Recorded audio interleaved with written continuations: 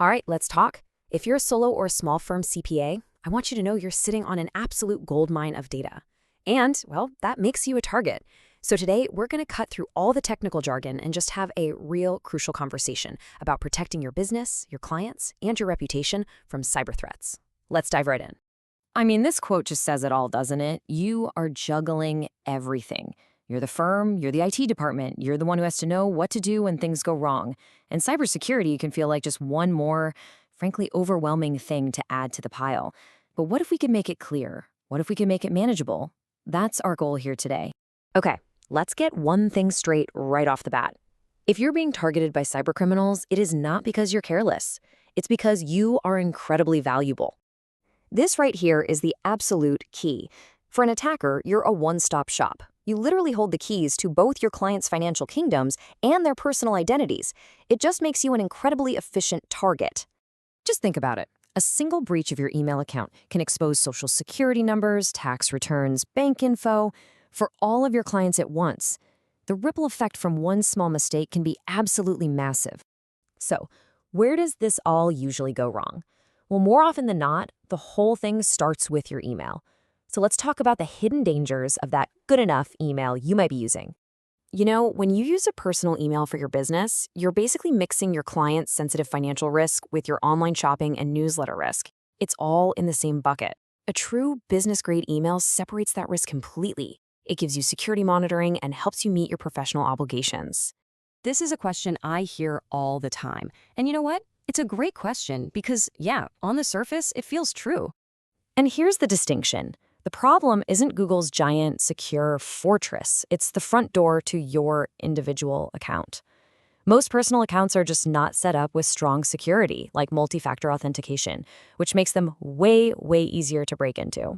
So, here's how it actually plays out. It's not a big, loud smash and grab. First, they get access, usually with a stolen password they bought online. Then, they just watch. They sit in your inbox silently, reading your emails, learning how you talk to clients. Then, they wait for that perfect moment to impersonate you, sending a fake invoice or a wire request that looks completely legit. And just like that, they steal from your clients, using your name. Okay, so that's the problem. And yeah, it's serious. But now, let's shift gears and talk about the solution.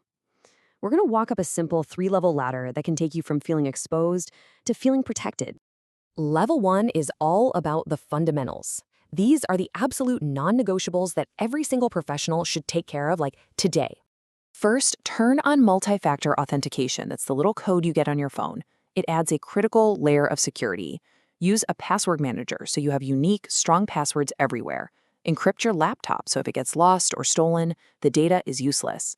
And please, have a simple written plan for what you'll do if you get hacked. You do not want to be making it up in the middle of a crisis. This is just basic digital hygiene. And the best part, all of this stuff is completely free. But there is a gap. With this, you've got locks on the door, but you have no visibility. You won't know if someone is trying to get in, and you'll have absolutely no one to call for help if something does go wrong. So now let's climb up to level 2. This is really for the CPA who says, okay, I need a safety net, but I can't break the bank to get one. And this says it perfectly. It's all about getting real protection that fits a solo practitioner's budget. It's about bridging that big gap between doing absolutely nothing and hiring a really expensive IT firm.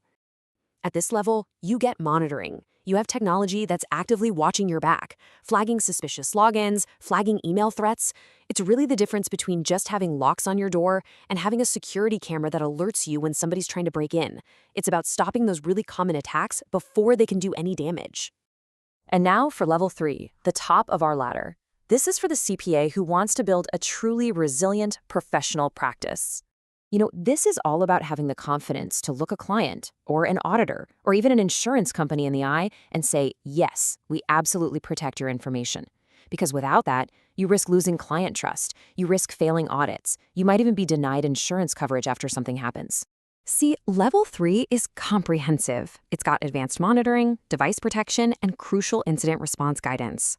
If level 2 is the security camera, level 3 is the full security service with a direct line to an expert who knows exactly what to do when that alarm goes off. It also includes a written information security plan, or a WISP, which is a formal document that's actually required by the IRS safeguards rule.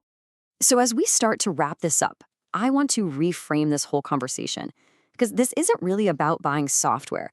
It's about shifting how you think about protecting your business. It's really a fundamental change in your mindset. That's it.